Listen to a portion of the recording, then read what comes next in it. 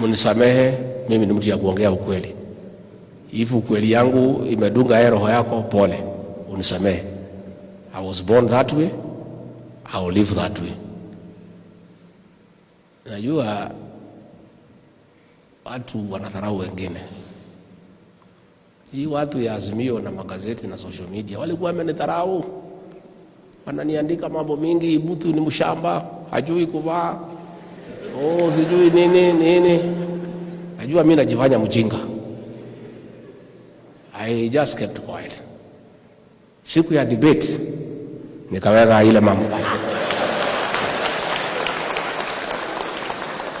Nikawaachilia ile kisungu yenyewe. Na nilikuwa najifanya sijui, ndio wasinipangie. And that is the last day I heard of that lady. The next time I saw her with a sufuria on the head. Usisarau mtu tu ati unaona watu jua kali nini. Don't. Kila mtu wako na kipawa chake.